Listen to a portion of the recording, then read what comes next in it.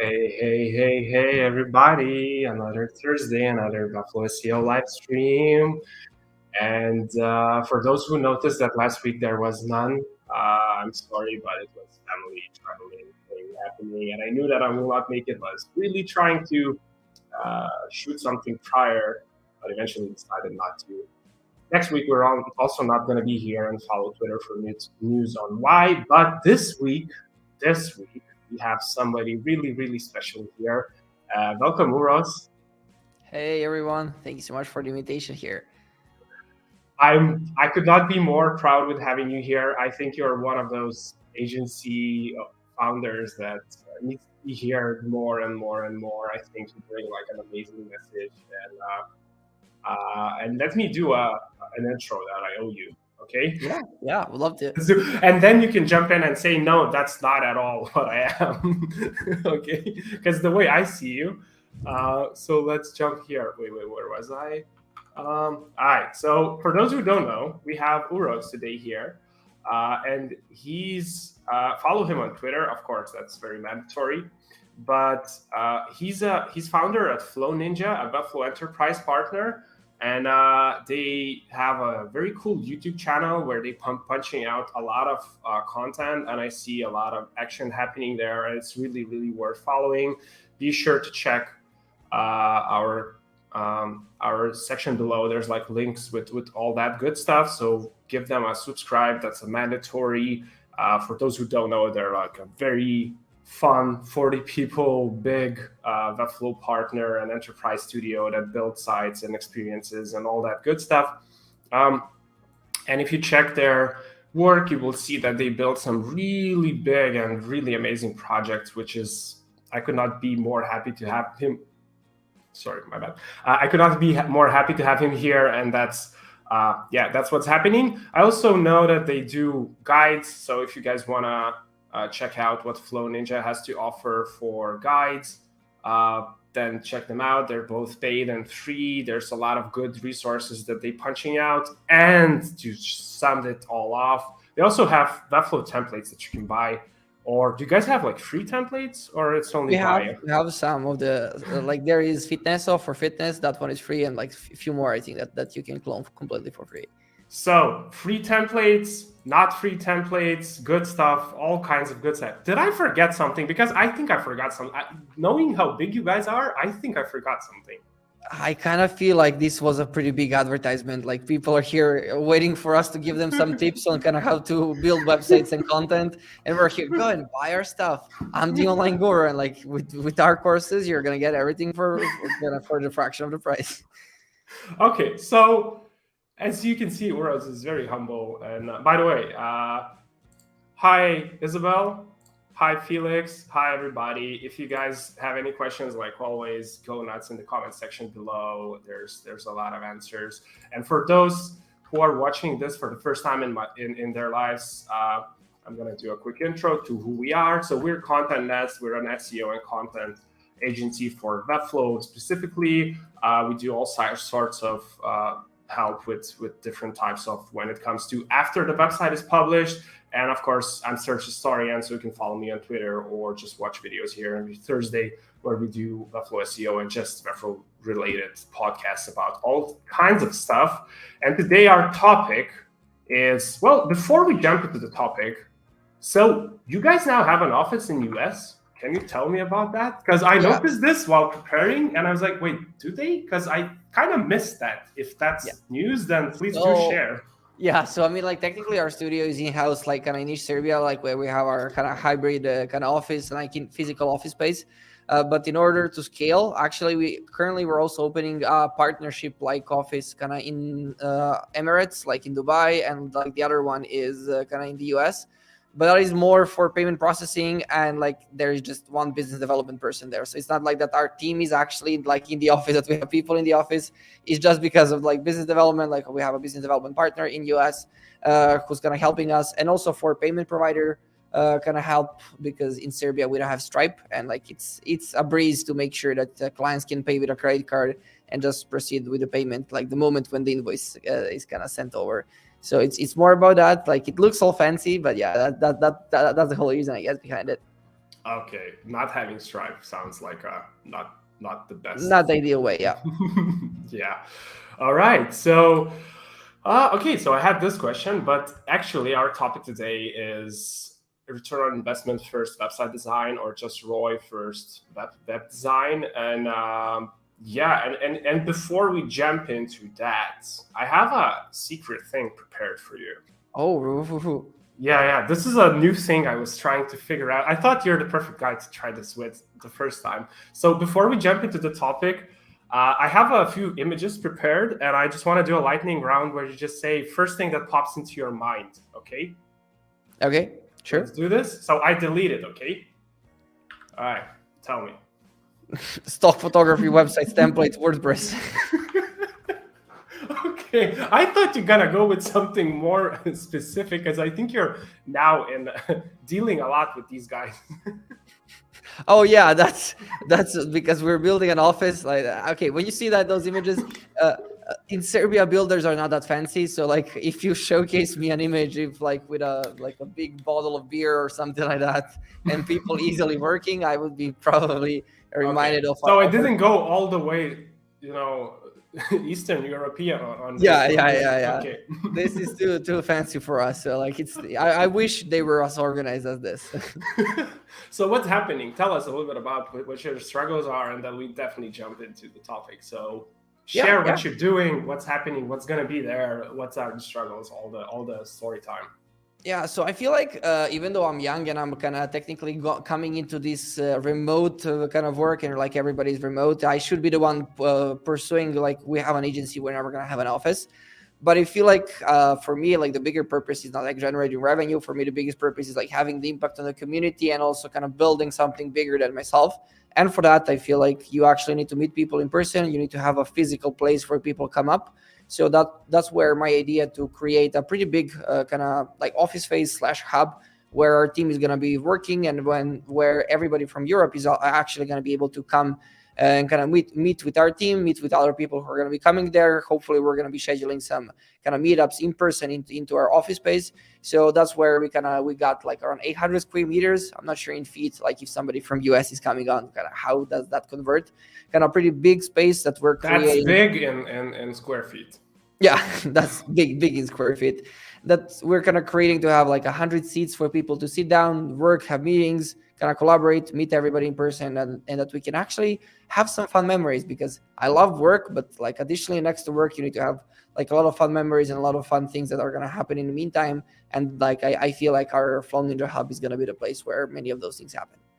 All right, and then it's going to be some sort of a changing thing. So, for example, Isabel from UK can just fly in and chill work with you guys for a while, or how does that whole? Yeah. So it's going to be completely open that anybody from the Webflow community can come up and kind of work from there. It's in niche, so like it's not in a big city. So like one of my ideas is, instead of me moving out from niche, because usually people are moving out from smaller cities to bigger cities, and from bigger cities to bigger cities, and then creating probably a space like this where it's going to be profitable or something like that to create it. My idea is to stay in my hometown and create something there so that we can have a larger impact on the community, and that additionally maybe some people kind of want to explore Serbia, want to explore the nature here, and kind of come to a city they might never have came for, but like if we weren't there actually. Yeah, that makes all sense. I can imagine. It's actually like, I love that part that you guys decided not to move to the capital, but in as opposed to that, just say, hey, let's make this place a big thing. And you guys had the not first move, but like one of the first move advantage when it comes to Webflow and agencies and partnership with enterprise builds. And it's actually like a unique take, but that's why I love you, man. Like, this is so inspiring for me always. Like that whole, everybody would do it this way. But would you really? And then you just come up with a way to be like, yeah, we're staying here. We're going to build a big thing. This is going to be, everybody's going to come here, as opposed to us leaving this place. That's so cool. Yeah, I mean, like, I feel like we could have probably been even bigger if we were going like on a global marketplace, that we hired everybody globally, like, because we would be able to hire people who are much more skilled, quicker, and whatever. But for me, that wasn't kind of the whole goal long term. And this way, we also have like a lot more kind of employee kind of satisfaction and kind of people staying actually into the company. just because currently like we had 2-3 people leaving the company like over the past 4 years, versus where I see some of my friends having those businesses where they have freelancers from all over the world. The churn rate is kind of a lot bigger, and like they need to have 3 to 6 people coming in and out of the business constantly. Like that was just what I saw. Like there are great businesses who are just remote that keep their employees, but it's a much harder thing to do. So that's also a big benefit of kind of staying local, is that we actually built kind of a place where people want to come, where they learn new ideas, and that's more than just kind of work, where they can grow as people. So it's a great thing. I'm really proud of that, and like I'm really proud of seeing people who kind of joined our company 4 years ago now coming to become kind of head of development or something like that, and actually busting their ass off for the past 4 years to come to that place. That's honestly so cool and inspiring, and we need more stories than that, as opposed of typical business grow big, sell, exit, and stuff like that. It's more of a, I really hope every time before I fall asleep, this is where the world is moving, as opposed to where obviously it's moving. Yeah, I mean, like additionally, like there are a lot of I mean, I don't have anything bad against that, but there are a lot of kind of propositions on going on one-man business, like one man, woman, whatever kind of businesses. And like that's great. Like it can be extremely profitable, and like it can kind of be a great business, and like it might be even better a business model than actually having everybody else in the background, like in terms of profitability and like kind of stuff like that. But I think you're not providing enough value, because I feel like if for me, in order to do this, it's selfish only me to take the money for myself. Like it's more that if I can take the money and like have 40 different families living off of that, it feels like a lot better. And like I feel like that's what everybody, hopefully, as you said, the world should be going to something like that, instead of like thinking, okay, one person business is like the most profitable one, I'm just gonna do this, and like I'm gonna keep everything just for me. Yeah. All right. With this note, we touched business and being profitable, and I think there's no better segue than to skip our lightning round and move to the actual topic of today, which again is return on investment first web design. So we had a few chats on different topics and different projects with you in the past a little bit, and I'm gonna skip Isabel's question, and we're gonna come back to it in a moment. But before that, so in general, like I think that you guys have a little bit of unique take on. By the way, design is like copyrighted, so just so you know. But you guys have like a unique take on Webflow design and how to work with clients. And can you just kind of explain how do you think you guys differ from different agencies, and what you guys are most proud of? You already mentioned that you're proud of that people grow internally and become who they need to become, but like as in your process, as in the value that you guys deliver to clients, like what's that all about? Yeah. So, and like kind of one thing I'm always telling to people, well, like we're not the award-winning agency like that everybody's kind of usually proud of. I mean, like we've won awards, and whatever, but like that's not our goal. Like usually agencies. Can I stop you for a moment? Yeah. So everybody now, please note how he just said we're not an award-winning agency humbly, and then we said we win awards, but we won few awards, but that's not our priority, because I know agencies who actually like their only goal, and like many like digital agencies, like their only goal is like, let's make this the prettiest thing ever, like let's try to win awards, and like even like nobody can actually visit our website, but we're just gonna push everything like we can to showcase our knowledge, and that's how we're gonna create our agency website, and also we're gonna create websites for like that for clients. Versus on my side, maybe like we had also a harder time growing and finding great designers to work with us, is we're coming more from a marketing and content perspective. So we're looking at websites as an ROI thing, because if a business spends all of the money on branding campaigns, like on TV, on like YouTube, like billboards, I don't know, like when working with enterprises, they spend like a lot of money. Like everybody's gonna come to the website, and we need the best way possible to make them convert. And the better you convert people, the more money they're gonna make, and the more money you can charge. And even though those kind of maybe some creative projects are pretty fun to work on, and like kind of maybe interesting for development and design, we figured out that like they're not the most profitable ones for us, because they don't generate enough revenue for clients for them to be able to pay us on a month-to-month basis on a recurring revenue. Because we usually think of websites, okay, this is the MVP, and like that's the first baby step. but then like you're gonna learn how to kind of run by improving your website on a month-to-month basis, adding content to your website by a month-to-month basis, optimizing it, and stuff like that. So we look at it more of a long-term investment, which is not going to be fancy, but it's first going to be technical. And then afterwards, if we have time to make it fancy, okay, we're going to spend time to make it like as fancy as possible. But it's more of actually giving them a return on investment in the shortest amount of time, like whatever there is. Like in some cases, it's more brand presence. That's a great return on investment. But for some other clients, it's a better conversion rate. For some other clients, it's a better SEO from a technical perspective. For some other, like it's speed and stuff like that. So it's just identifying what is the KPI for this website. And usually we try to avoid projects which don't have a clear KPI of why are we actually doing this, like, because it's super hard to say we want a prettier website because the old one is like not pretty, and like you end up in a project that takes 6 months and nobody can actually figure out is it pretty or is it not pretty, and like you just kind of get lost into a circle of of working and revisions and stuff like that. That's actually cool. I love the whole KPI. No KPIs, get out of here. Yeah.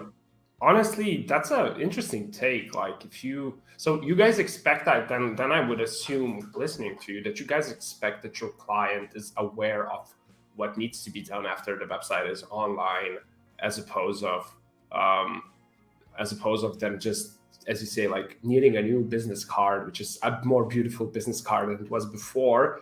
You expect them to understand where the profits will come from, what is the most important metric, is in KPI that they're tracking or planning for. So you kind of assume, or do you guys help them to get there and understand what that needs to be, what questions need to be asked? Maybe you forgot this, because I think a lot of agencies pour clients through the design process, as in the brand design process, as in, hey, who you are, how you want to look, how your competitors look, how you compare to them. And from listening to you, it seems like you guys do similar, but for how do your competitors make money? How are you making money? Like more of that marketing side. Like, any ideas on this, like, whole? Yeah, so I think like the most important questions, like kind of why, what, who, that we have some smart goals, how we're going to attract people, how we're going to capture them, how we're going to nurture them, how we're going to convert them, how we're going to deliver everything, and then like in the end, how we're going to measure everything that we just said before.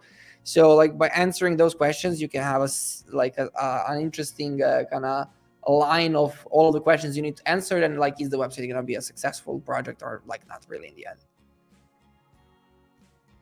Glitched out for a moment, at least for now. The last sentence was, drum roll.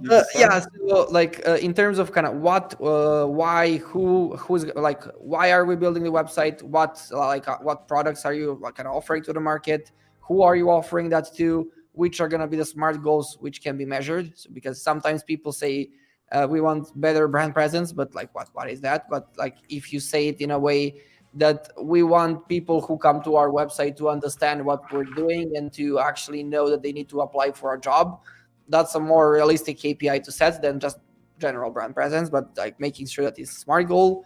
How we're going to be attracting people, because you're going to be designing a website differently if like all the traffic is coming from social media versus a website like that they plan to send cold email campaigns, because you might suggest a different way of building the website if they just do cold email campaigns versus like if the content is maybe from SEO, like you're gonna need to be much more content oriented, or kind of like you're gonna need to create custom CMS solutions and stuff like that. So it's also important to understand the attract part. Then in terms of capturing, like the thing that I hate the most is like seeing the contact us form with name, email, and then the description. I'm like, kind of why did you spend the money on the website and you have zero idea who actually contacted you? So like I feel like we spend a lot of time on kind of which are going to be the two places where you're going to be capturing people. Like one of them is going to be maybe actually capturing them and getting their interest for the product, and then one of them is going to be a low free resource or something like that for get their email so that you can market it with them later on. So there is that. I mean, like nurture, like then we also discuss with our marketing team, like, are they sending any campaigns? Are they sending any free resources on the back end so that we know how can we integrate with that? Like how do they plan to convert? Like, do they plan to kind of do maybe some long tail keywords through blog, then from blog go to services, then from services to homepage and about us, then from there to go to actually let's talk and kind of just maybe just a hint, this is how people come to Flow Ninja. Like you can steal the strategy, like just figuring out the whole flow, how actually people come to the website and where they explore about them. And like the final thing is like kind of delivering all of that we promised, like even from their side, kind of are they going to be able to deliver everything we just promised on the website, and are we maybe over promising? And the final part is measuring, because recently from the beginning of the year we started experimenting with custom Google Tag Manager, Google Analytics conversions, and it's super fun to see kind of like all of the data you can actually see for your website, kind of which are your main channels, like from where the people who press let's talk button come to, and like just actually start getting into the data and like having a clear knowledge on what to do next. Oh, sorry. Yeah. Honestly, when listening to you, I'm usually just like, I'm asking all the same questions and most scenarios when I work with teams, and our team kind of needs most of the same information. The only kind of maybe difference I would say I hear, but I love that there are agencies like yours that actually just go with this all the way from zero, like everything else is trivial. This is important. This is what's going to make money. But yeah, we do. I relate very much because we have to do the same stuff, even though we're working only on the SEO part in theory. But in practice, yes, there's like all these things involved because we have to make informed decisions based on all of these questions anyways. So if somebody like your team already have answers, document, and that would make, I can imagine this making my team's life way much easier, because then we have to do the same discovery, the same understanding, the same, because from my experience, not all clients clearly sometimes know what they're selling even, or what they're making money from, or how the client walks through the door, or say how to nurture them, all of that. And by just asking these questions, you start to realize what they know or don't know, and what needs to be decision. Sometimes there's like decisions need to be made. Oh, we never thought about it, but now there has to be a decision, So it's really fun to hear all of that, because I'm so used to also fishing all that information, even if some of that I will not be working directly with, or our team will not be anything touching any of that, but I still have to understand what's that, because we're just helping people to walk through the door. And then usually we expect other teams to take care a little bit more on what happens with the CRO of it, and what happens with the design and conversion and a lot. But still, we know that stuff. So it's super interesting to hear this approach. And it all came from when you said from limitation, that the team was local, hence you guys were looking for your unique strength, right? Yeah. So I mean, like specifically for like those complex interactions, like I mean, like right now we can do GSAP, we can do almost anything, but when we were starting out, like we needed a way to charge more, but like also to offer some business growth and like business value to companies without like saying, okay, this is fancy. So that's where kind of we found out our niche, that as I had an Instagram account of like almost 200K followers, that I basically built a website and then built funnels and stuff like that. So I was actually creating like all the marketing strategy around that. And from my experience there, we basically just added that to the websites, and like we were able to consult our clients more like on the design, but through the design actually to consult more on the business side, because I guess like in the end, like all of the businesses are online right now, and like whatever they do on the website is going to have a huge impact kind of long term with them. So it's always fun to see kind of how much impact you can make by creating a good website. Yeah, completely agree. That's why I marked literally in this spot, I marked like a short kind of place where I should kind of probably reshare that story that I had. For those who don't know why this whole search story and persona happened, and why the content nest came to be as like a project, is because when I realized that Webflow is the new way to build sites, and it's not as stubborn as like other platforms like WordPress or any other, where you have the ability to improve user search intent, as in improve what they see, as opposed to just use cookie cutter solutions and have no flexibility. When I started meeting more and more with Webflow people, I realized that not a lot of topics that are important for a successful website are not talked about, because a lot of projects are design driven, but not actually like structurally profit driven. And that was very painful to watch, which eventually kind of made me wanna start this stream and start every other efforts I have, like on this whole, hey, there's a lot of other people that are involved, not only the designer or UX designer or web designer, or involved in the successful build, because there's so much stuff, especially after launch, that has to happen to get things profitable. And it's still a big risk. Like, it's a huge investment. And even if you do things right, they still work 60% of the time, all the time. So that kind of thing where this is where it was born from. That's why I kind of hold your agency guys very dear to my heart, because I think you guys doing what I consider like, oh, this is the way, this is what I love about it. Yeah, it might not be as fun if you're a designer, like a complete creative designer, but if you're a designer that likes more technical stuff, like it's the most fun thing ever, because you can actually test to see if you're a good designer or not, because we have an iteration process, because like our biggest client base is like on an ongoing basis, like month to month. So then you can launch something, you can see how does it work, you can see how does everything react, and the next month you can create a new version out of that. So like even for our website, like our Let's Talk page is like the 4th or 5th version of the Let's Talk page. So we're just testing our hypothesis and like figuring out, are we actually right or not.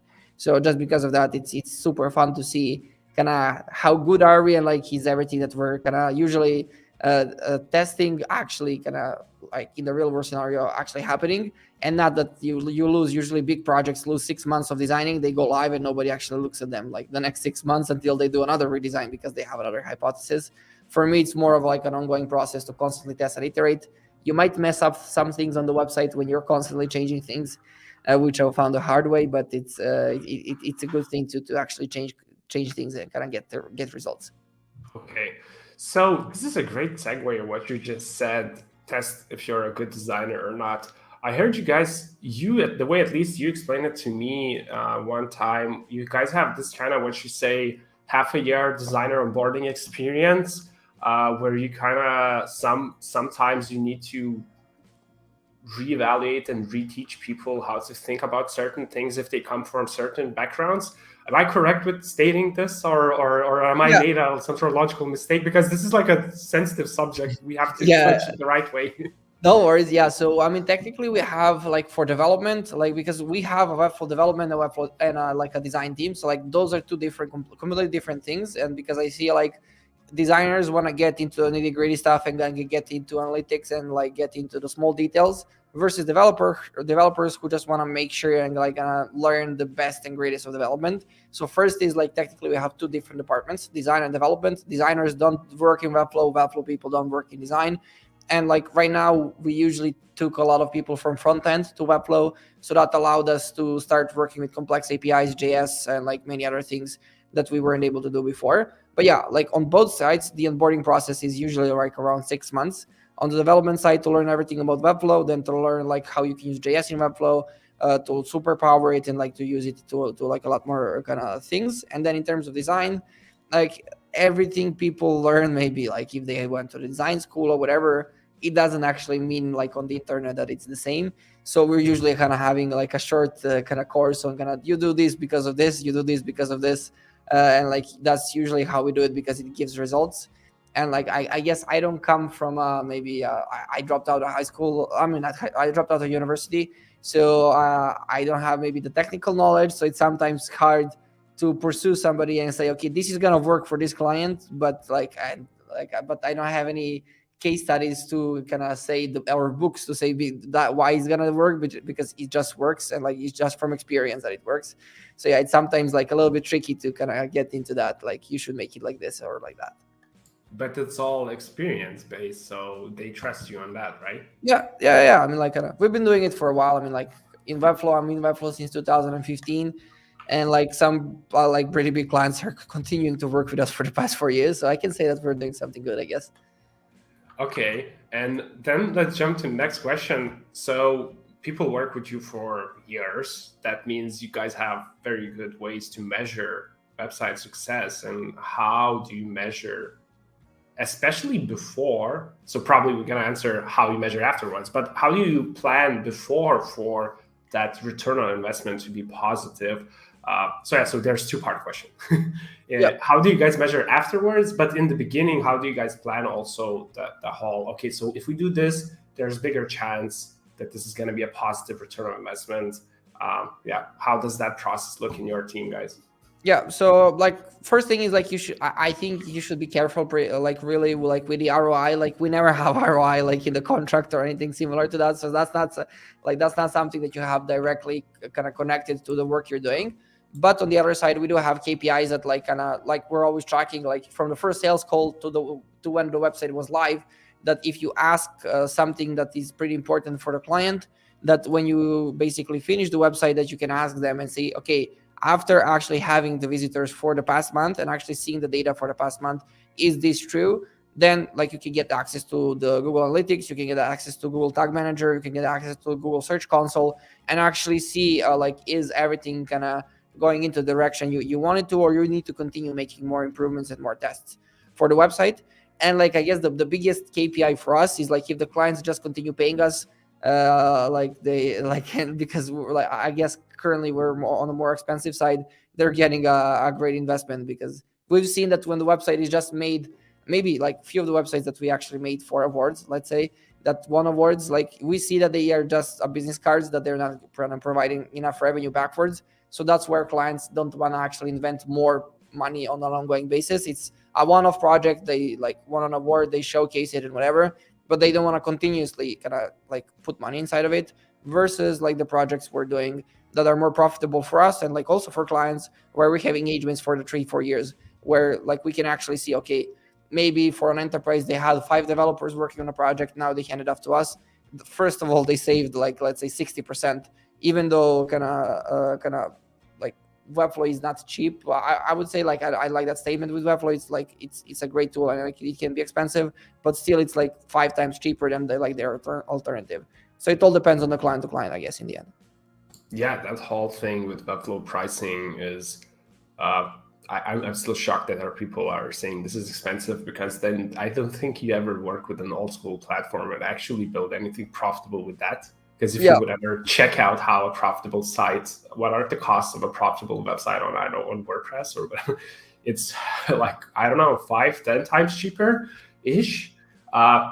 Maybe some cases it can be just a little bit cheaper. Maybe some cases it can be 10 times cheaper, but on average, it's always cheaper. Like when I'm thinking about the same build on WordPress and the same build on Webflow with the same parameters and same functionality and same ability to, increase traffic, it's a big winner. But yeah, that whole pricing thing, I think it's because it's messy. That's why everybody's like, everybody got used to kind of bitch about Webflow pricing. Yeah, I mean, like everybody, like I think about like specifically because like in 2015 I was building like also WordPress websites. Like they were not professional, like they were pretty bad, like I would say, like, but I remember like how much work there was. Find a hosting provider, upload it to hosting provider. Is it secure? Is it not secure? How to make it secure? Then like you spend time making it secure. Then you start adding plugins. Then they get outdated. Like there's a lot more overhead. Like it can, like a WordPress website can be great also, like that we are not gonna like saying that it cannot be, but it just requires a lot more overhead in order to make it as effective as a Webflow website, versus with Webflow you just get everything out of the box, which saves you a lot of time and it saves you a lot of effort, and it makes it a lot more seamless process, I would say. Yeah, that's I think why we both here, and that's why our viewers are here. That's I think why everybody's here, for the same kind of, oh yeah, we believe in that so much that it's obvious, So I wanted to jump to, I don't know if Isabel is still around. Drop us a comment if you are, but she had a question on Slack. So she said, any tips or advice for increasing demo bookings on a software as a service website? Yeah, so I mean, like internally for us, like if anybody wants to read, like you can read Alex Formosi's $100 million offers book. So basically it's more coming like, okay, you're designing stuff, but you actually write a marketing book, like a sales book, to go ahead and like influence that into the environment itself. So just try to make sure that people actually know what they're getting, like on our website, we try like saying when we have a let's talk button, we say you're gonna be talking with Mihailo, and then like we add an image of Mihailo because people can actually want to figure out who is kind of the person they're gonna be talking to. And many like kind of SaaS websites are like get a demo, and like what then? Like, am I gonna get a demo today? Am I gonna get a demo tomorrow? Then like if you can guarantee something, get a demo and speak to us today. Like that's much better because now I know I'm gonna speak with Mihailo. I'm gonna speak with Mihailo today probably. Then what we're gonna be speaking of, like for our process, like we have for our Let's Talk page, like the ladies process, we have first the page. Then we also recorded a fully custom video showcasing to clients what's the best way to run a successful Webflow project, even if they don't come to us. So they came to the Let's Talk page, they got value out of just coming to the page. So, okay, they actually provided me a video of 15 minutes of actually me running a successful Webflow project with any agency, not just with them. So then like, okay, I provided free value. Then try to be more specific with the questions you're asking. Just because sometimes like those get a demo pages are name, last name, email, and like description. So the moment when they're like the questions are pretty general, you realize, okay, I'm gonna schedule a demo, then I'm gonna talk with somebody the first time, and then he's gonna say, okay, thank you so much for the info, I'm gonna schedule a technical call the next time. So just try making sure that the first kind of touch point with the user is like detailed enough that they know, okay, they actually care about what we're going to be talking about, and that when I talk about them, that I'm going to get like a lot more done. And like just try to showcase them through the processes kind of more and more. Like the thing I hate about SaaS is sometimes is that you don't have pricing specifically for enterprise SaaS softwares. Like I know sometimes you cannot show that, but just try to at least show maybe a ballpark price. It starts from 50 to 100K and whatever, just to make sure that whoever can kind of schedule that knows what they're getting into and like what's gonna happen. And yeah, I mean, like maybe offer bonuses for the consult, like for the demo booking. Instead of a demo, you can maybe offer a consultation, so that first you understand their problems, because like I don't know, on the other side, like of how to win friends and influence people, like everybody likes them, like I like me, and like that's why I'm on the podcast, because I like talking about my story. And like on those get a demos, like usually it's like, this is our software, it's really nice. But if you make more of a consultation page where you see what are your problems, what is your this, and they start complaining about how their business is running poorly because they don't have like this piece like in place, and then like when you hear everything out, you can switch the story around and kind of go ahead and say, you know, our software can help you with the first thing you said, our software can help you with the second thing you said, the third thing you said, and whatever. Just try making it more of a sales process instead of just kind of maybe trying to kind of design it quickly and make it happen. And after that, like do A/B tests and test it out, like depending on the traffic you have. Sometimes you're not going to do A/B tests. You're just going to launch a new feature, see how it goes. Then launch a new feature, see how it goes, instead of doing A/B tests if you don't have enough traffic on the website, and you're just going to see are the leads kind of increasing or kind of decreasing like with time. Yeah, websites and A/B testing is not something easy to set up, but at the same time, especially when you don't have traffic. But yeah, I also would follow on that. Yeah, improve and see how it goes, and delete it if it clearly goes worse. yeah, something like that, I would say. Yeah. All right. I hope that answers your question, Isabel. I know she's still around, but if not, then she will definitely watch later because she's always here. All right. So I had another thing I wanted to chat with you about. So we finish here. So you kind of already talked about this, so we might come back to this or not. But like, is there? And you already mentioned, but so let's come back to this once again. Is there a type of client that don't actually need to any positive return on investment from their website? Yeah. So we like there can be like websites like that, and we actually create them from time to time. So it's more of creating your offer. So we have like our offer for a design is showcase like a landing page, showcase websites, then component driven websites. So like the moment when they say, okay, we want a showcase website, we like the moment we knew they just need one fancy things, and like they need like a business card, which in some cases might get them long term a good ROI because they might look professional and like stuff like that. So like just try to identify in the beginning to realize what is the client like kind of like asking, like if they're asking for a showcase website, it's probably going to be a one-off project. You're going to go live. It's going to be probably really fun for you and your team to work on it, but it's not going to give you like a lot of profits long term.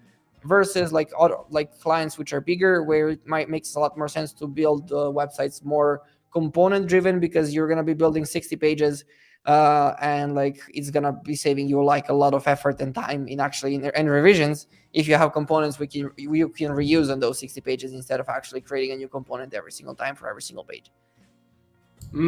That's actually another very interesting topic, like how do you build, because then you kind of, if the second scenario where you explained where it's a lot of component driven stuff, it kind of starts to seem that then the name of the game with working with these big enterprise sites is, more of you sell them a design system that operates the way they want and can reach the marketing results that they want, but it's still a design system rather than the site itself, both from technical development standpoint and the design standpoint. Because if you're saying, very component driven, that's kind of immediately for me shouts flexibility through predefined rules, something like that. Is that something you guys pride in doing a lot, and you have like a lot of experience with it?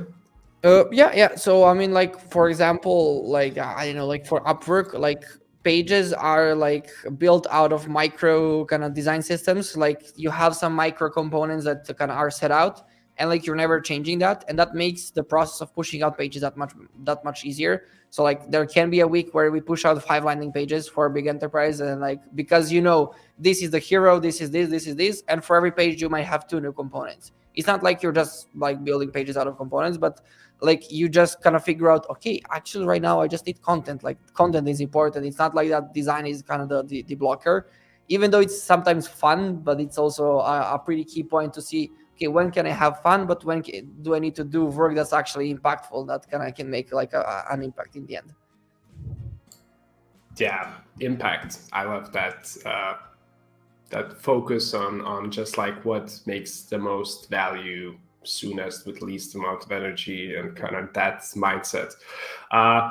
And actually, like, I kind of added here as a small pitch for those who are watching now. We had a video with Marcel from Friends Agency where we spent 2 hours analyzing every possible type of business, which you can see here, and then set it out to be when websites or businesses don't need SEO and when they need, and when it's both. So if you guys want to learn more a bit about this whole topic, what types of websites don't need certain types of elements, be sure to check it out. It's a long video, but it's really worth, because we really dive deep. So yeah, plug over. Coming back to the topic. So biggest mistakes do you think designers do when it comes to websites return on investment? And here I think we're talking more about like, a starting small or solopreneur agency or solo dev designer who's also doing both that design and the Webflow work, not like separated by the big team. And what do you think are those?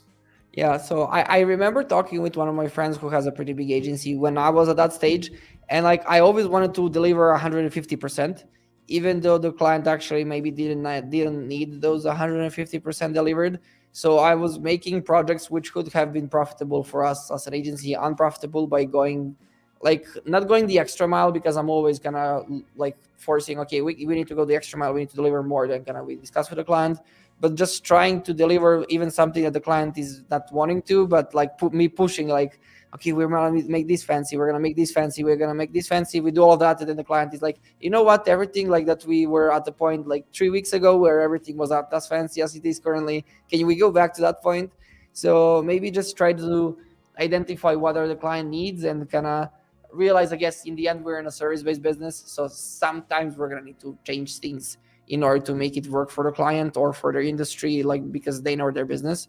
So just maybe don't try to kind of deliver like everything that you like to work on, but maybe try to find the middle ground between what you like to work on and what the client actually needs, and kind of find the middle ground where you're going to still deliver exceptional results, but you're not going to spend like unnecessary amount of time into creating things that maybe they are not going to care about in the end, I guess. And from your experience, what client doesn't care in the end? These stories in the earlier days of your agency, is there like a pattern of what client might not care? Like, is it something when you didn't discuss it, or is it something when it might not you mentioned like kind of touch with their business. Like, is there a pattern behind what they don't actually care, even though you might think they would? I don't think so. It's more of coming from like the like discussion with them. I mean, sometimes like companies are more like result oriented. Sometimes they're more design oriented. So you're just gonna come to like the overall company structure and like what it like to deliver. Like I know for our website, we probably spend even more time than needed on copy, just because that's my biggest pet peeve. And our designers are like that. They say that I'm like their worst client, because I'm like kind of looking at the page, like I finalize the copywriting, and I'm like, you know what, this doesn't represent my message. So like in my side, like on my side, my biggest pet peeve is like copy, but for somebody else might be like interactions. For some other client, it might be something else. So just try to figure out what is really important on that, and over deliver on like what is really important for them. And like maybe something else, like you can like save a little bit of time, because in the end, like we need to make a living out of this. So it's a balance between those two. It's hey Raymar, hey guys, hey everybody, hey Raymar, and yeah, he's here saying hi to Uros. So that's most important clients thing. Actually, I don't know even how would you finish this card, because I'm trying to summarize. So you're saying find what is most important for them and solve it, but also not necessarily only solve it by just like over deliver on that front, as opposed of over delivering it everywhere around that, right? Yeah. So like, and even like many times we just say to clients, like I think we were discussing that previously, that sometimes they don't need something. Like they just start discussing about, we want this about us page, which is gonna do this and this, but they actually don't need it about it. Like, don't be the guy that's gonna say, okay, we're gonna make it fancy, but be realistic and say, okay, like I'm gonna make less money, but you don't need that. Like, so that's not something that's actually gonna benefit you in the long run. And there are many different things that we realize, like, I know maybe some big research centers like that some clients are asking of us about, and like it's gonna take like a lot of time to build and to prepare. And I'm like, do you have blogs, case studies, ebooks, like, and like all of the 7 different categories you want unique designs for? Like, well, no, we're gonna have them with time. Like, just be realistic and say, okay, let's create a great blog, and like let's start from there, and like we can add things with time when you actually have content, instead of going the other way around. Oh yeah, that's a good point. I actually love it, because I'm usually the one, okay, so you guys, your design team forgot 17 CMS collections, and here's why. And then you explain. But of course, I also know that it's unrealistic that we're going to fill them up like this. That's why we're going to pick the version that we're going to go for. We might go for the use cases, or we might go for something else, or we might go for a blog first, which I assume you already have that. Maybe you don't have categories of blog. Maybe you don't have tags. Maybe you don't have different type of things. And with Webflow, when every CMS collection is both a category, a post type, and everything else involved, and it becomes like this kind of amazing puzzle. But my biggest kind of lesson on this front was to learn how to say, okay, so we need these 17 CMS collections based on your business goals and everything, but resources, hence we start with these 3. And then that's how we're going to get to version 2, 3, 4, and whatever later. That's how we're going to connect them. That modular approach, as you say, like of understanding what the client needs now. And then but also explaining to them what is the end game, because they don't know. And that's why I think they hire you, because they don't know the end game, and you have experience with the end game. So, oh wait, you're muted, man. Oh, I'm back. That's good. Do we have some questions, I guess, from the channel or something to go over? Yeah, Isabel is here. Like we said she would. So we answered your question prior to this. I don't know if you're AFK during that moment or not. So check it out later, or you already saw it. So yeah, and of course Raymar was here at least a moment ago. And so if anybody has any questions for Uros, let them know. And everybody's saying hi to everybody, so this is like chatting happening now. So if anybody has any questions for Uros, drop them in the chat below, and I think he would love to answer this, because we're running all. Oh, Raymar has a question. All right, so you want to read it, or should I read it? You know what, I'm going to read. Raymar is asking, I want to know, how did you make the jump from smaller deals to bigger deals? Like, how did you level up? So he's asking your strategy about going for the big fish and leaving and by the way, still staying in your small pond to fish for the big fish? How did that go, man? Yeah. So I feel like it's always that one client that makes a difference. So I feel like it's like 1 year, like let's say your biggest project is like one price, and then somehow like sometimes we were like kind of having even more work than we can handle, and then there is a bigger project that comes in, and like we quote it 2 times more, like in terms of that, and like okay, that's our new standard, that becomes the new normal, and then you can kind of feel like okay, yeah, we actually delivered this, and like we delivered it like to kind of even better. So like there's that, but I feel like in terms of like the deals and how we get them, it's mostly due to recommendations. Because like when you work with kind of like enterprises, people leave companies, VPs leave company, like as a marketing expert here to like being a VP of marketing to a different company, and they send recommendations. So that's usually the easiest way for us to get kind of those bigger deals, like because smaller and medium-sized deals we get from our website, and like that's kind of constantly coming in, and like we work with like with those also. But like in terms of kind of those kind of big names, they usually come from recommendations, and like yeah, like I'm constantly trying to go ahead and like network. Like that's why I travel. That's why kind of we're opening up like a company. Like we open a company in US, we're opening a company in Emirates and stuff like that.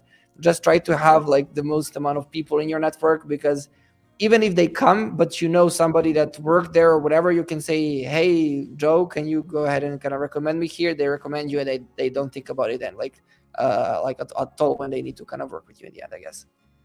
So when you say they recommend you, do you mean like they just leave a review, or how does that whole? Yeah, that's usually direct. So like every single bigger project is gonna ask for references. So first you need to have enough projects and enough people who are willing to get on a call with somebody else, like in terms of that. But then also like business development is a pretty big thing. So you are gonna need to give money to somebody else who kind of brought you the big project. So like just trying to figure out people who are well connected, who can send you projects, kind of like across the world, whatever. Like and like they have people who know that they're gonna need websites, and from there they're gonna send you an intro email. They're gonna say, hey, like I know you were discussing that you need a new website for this enterprise.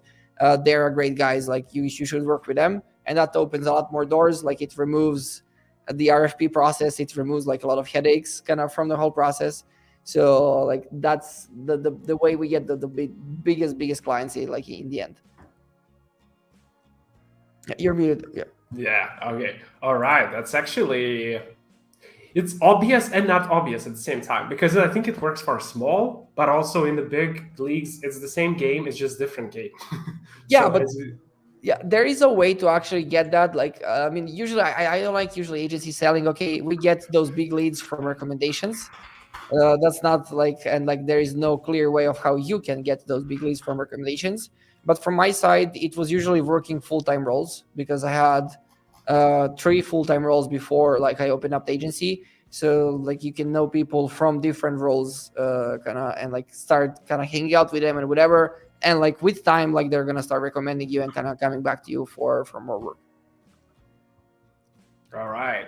So Raymar has another question. Oh yeah. Okay. And I think I'm gonna just share my screen for this question. So he's talking about this thing. What do we think about, and especially what do you think about the recent Webflow AI announcement? Did you catch it before the stream or not yet? Yes, I saw You that. did? Okay, because I caught it, but I haven't had time to read it or whatever because I was preparing. Yes, it's So- pretty fun. I guess everybody was pretty scared about, is Webflow gonna add AI, because everybody's adding AI. So it's pretty fun to see kind of how they're gonna be adding AI, and like like everything they just described. Like it seems amazing. So, but I think I need to give my hands on, because even with AI, like as it is with content, when you go on YouTube, it's gonna be like, this is the game-changing feature. Like it's gonna make like everything like 100 times faster. It's probably gonna make our processes like 20% faster, like if we use it well enough. But we just need to figure out how is the process gonna be helping us become better designers and developers in the long run.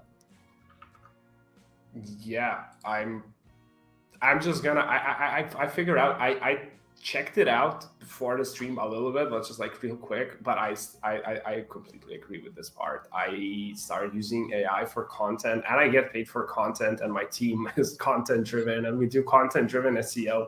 I started using AI for content 2 years ago when Jasper, first version of Jasper came out, and I've been using it weekly for especially one client for a specific thing. And it took way long time to get where it is now. And when the chat GPT advent, it's still, I can see through the cracks, as in, yes, but if you don't know what you're doing, then it doesn't help. Yeah. Sorry, if you don't know what you're doing, then you think it's good. But if you know what you're doing, it's kind of not necessarily always helps.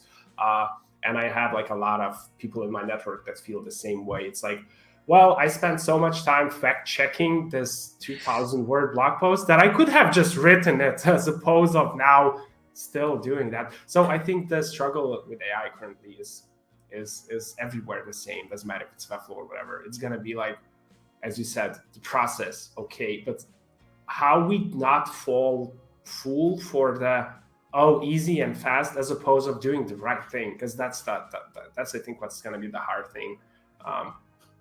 Yeah, the only thing is it better not be listening to our keystrokes while we're developing the websites, so that in 1 year it's just gonna be, hey AI, here's my Figma design, can you build it in the best way possible to make sure that we follow all of the HTML structures and to make the best use of CSS, and that AI just builds everything and in the end. So we'll see how it is. I mean, yeah, that's why you have to check for those privacy policy announcements and read them, because now it's really important. Whenever you're using tool and basing your work on it, especially, you have to read them and really evaluate. But at the same time, if not your data, then everybody else's data. So I think we're stuck in this if this becomes the reality, right? Yeah, we'll see. Hopefully, we're not gonna end up in Matrix. or it was inevitable, so then it doesn't matter. yeah. So anybody else in the chat has any questions for Uros? We still have a few minutes. Would be awesome. In the meantime, I'm gonna, and not just me, they need to have questions for you. It was I'm just gonna the whole meeting, you're anybody do you have a question for me? Do I have a question for you? I mean, take your time. I'm gonna dig through the Figma file. If you have anything, ask. And if anybody has anything in the chat, ask. And we can end it this way if you feel there's something you want to pick my brain for. I'm gonna think about it. Yeah, let's do the last one. The last question, that is a big one. Are you using content and kind of the content strategy and the ROI design on your website, on the Content Nest website?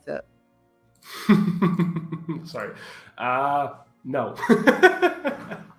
No, but really, okay. So this is a good example. It's one of those where you still don't have enough resources to do what you do for clients, for yourself, enough time, because it takes a lot of time. And you tweeted a few days ago about, content takes so much time, I hire 5 people for that.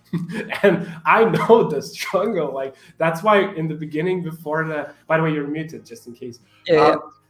So before the stream, we were chatting here for almost half an hour, and one of the things I said was I completely agree with your approach with content production on whatever we were talking about. And I said, yeah, but I'm not doing it this way. Why? Because it's still too small in some senses. So yeah, and also one of the things wait, let me show you this. One sec. I also, because the my agency is still very small and just beginning, when I find articles like this online, and I read through it, I don't need to read through it. I run it on my tools, and I go, okay, so I'm not gonna even argue with this. I'm not gonna be trying to outrank them, because I know the resources, how much money it will cost me to outrank them. And I read this thing. You guys are awesome at this. You know what you're doing, and I love that.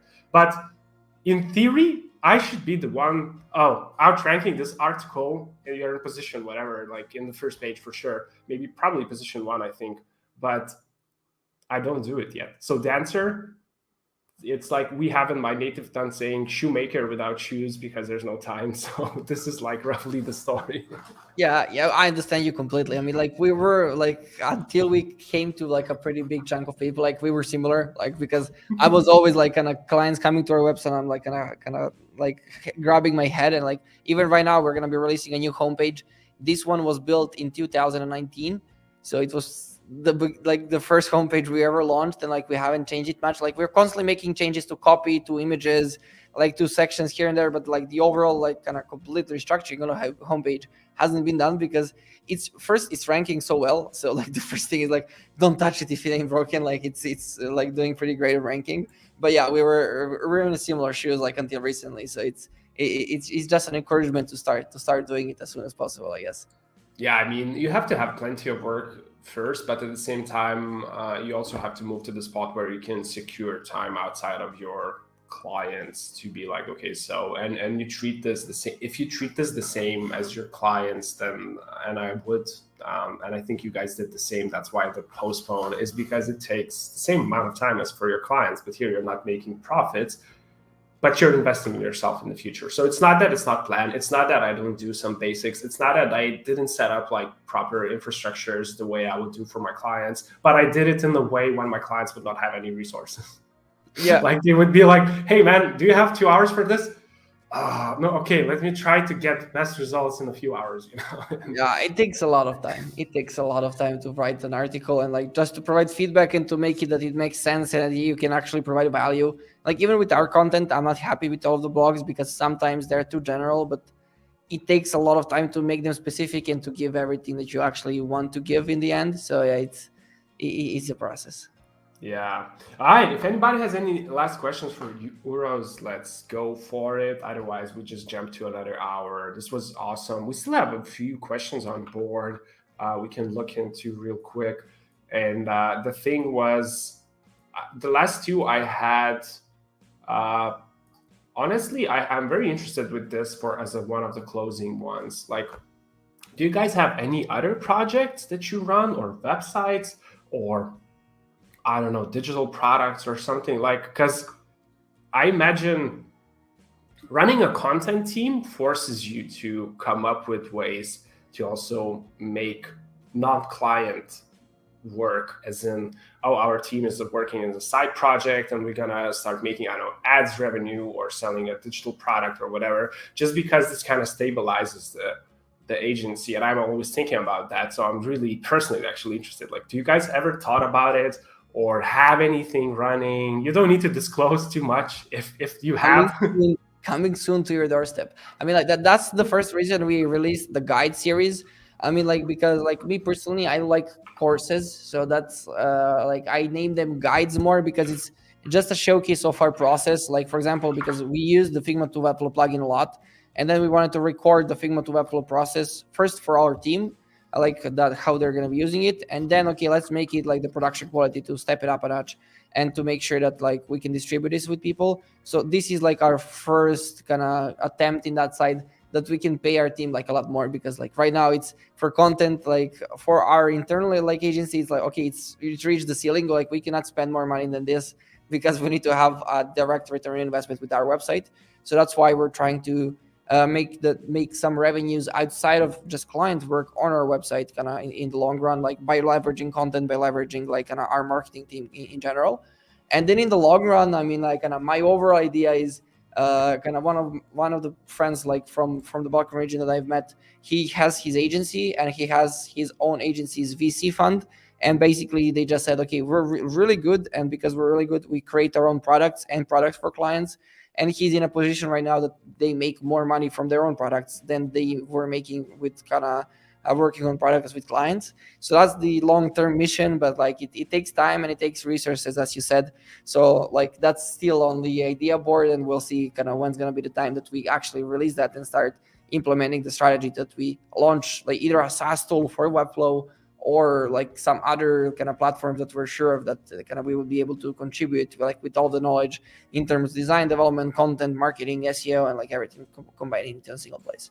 Oh, wow. That sounds like awesome. So long story short, for those listening now, go buy their Figma to Webflow plugin masterclass because they want to make some better tools. And it's mandatory, so if you're listening now, you have to buy it.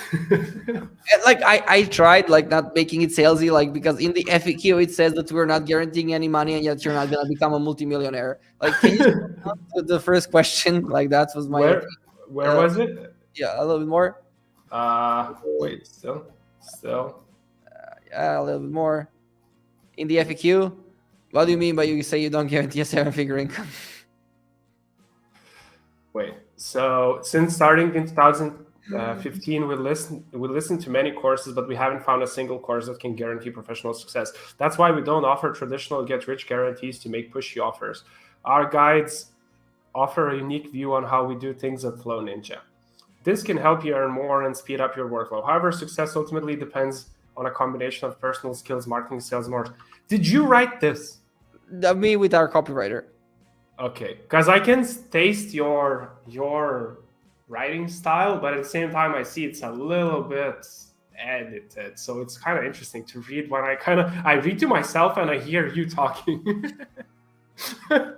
Yeah, but I mean, honestly, this when you analyze text so much, you kind of start spotting patterns in sentences. they fix me sometimes because sometimes I add swear words or add some like dumb things into the copy, and then our copywriter goes ahead and fixes everything. He's like, okay, that's not gonna go to the live website. I'm like, Oh, we would be good friends on that. I also do that. I mean, there is a time and place for swear words. Yeah.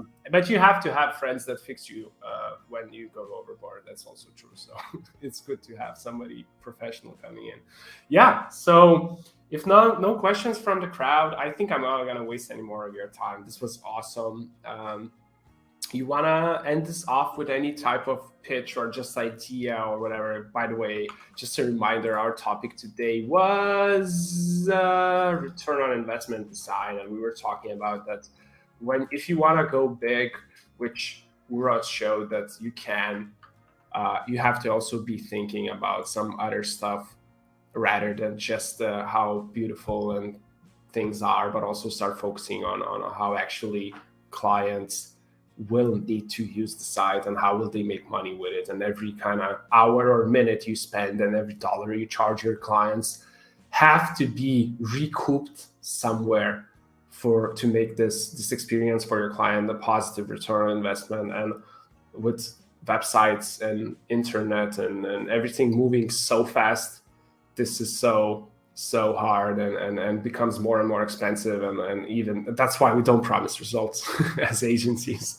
But yeah, so any end thoughts, anything you want to leave everybody with or share or something, just as a whatever it's your time, man. Just go nuts. Yeah. Any questions you have, shoot me a message on LinkedIn. I'm gonna try to respond those. I usually check LinkedIn once a week, so I will be more than happy to go ahead and answer any of the questions that anybody has to try to provide some value and buy my course. And by the way, link to Flow Ninja YouTube channel, link to their website, link to Twitter. I didn't add LinkedIn, so you will need to puzzle down. I added both of your Twitters, both Flow Ninja Twitter and your... also works. Like I try checking it once a week just so I don't end up endlessly scrolling. But yeah, my overall idea is like if we can make this stream and like if we can help people with a stream, you just try to ask me anything you can so we can provide value so that we're not just kind of saying everything like that, kind of like about the business and about kind of how good we are, but like that we can make everybody as good as we are, because it just takes time and it takes dedication. Like anybody watching the stream can come to a point to have a pretty big team. So yeah, and I'm gonna end this with I think the main quote from today that I picked up and I learned at least. So big names, or wait, it was big names, so it's out of context, so let me fix this.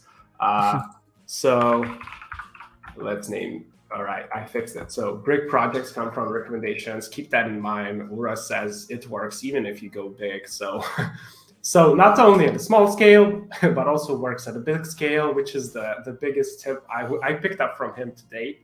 And yeah, focus on that a little bit more, guys. And also be thinking about return on investment for your clients.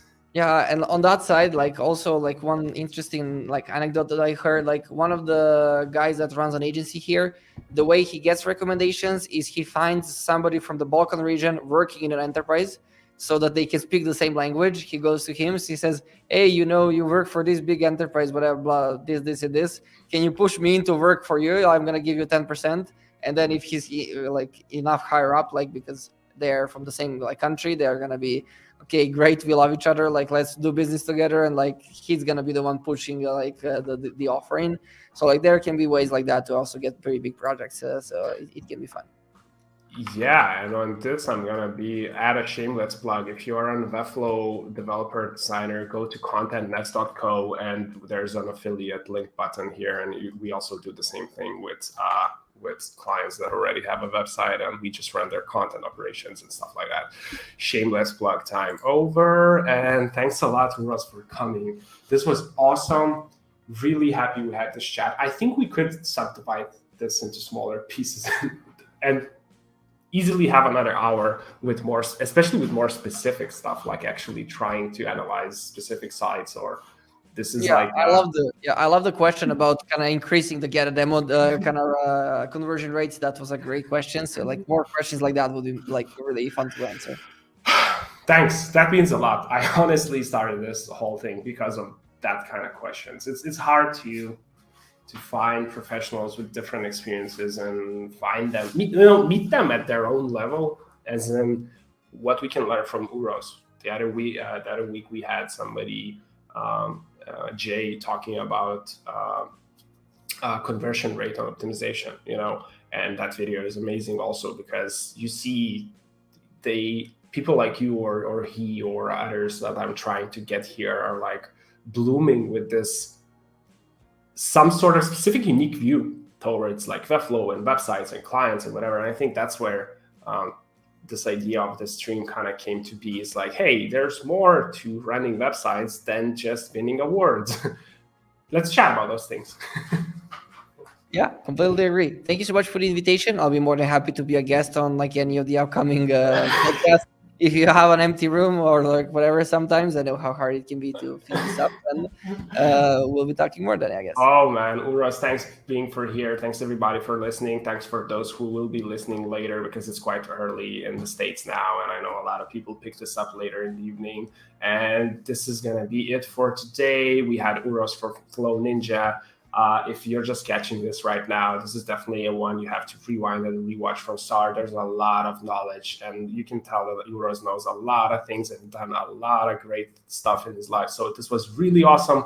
Thanks for coming, and we're going to be ending this today. And next Thursday, we're skipping the podcast, but after that, we will be here. Check Twitter to find out what's going to be happening. I'm going to let you know everybody there. So next week, we're skipping, and after that, we're meeting again here. Thanks, Uros. Bye. Bye-bye, everyone.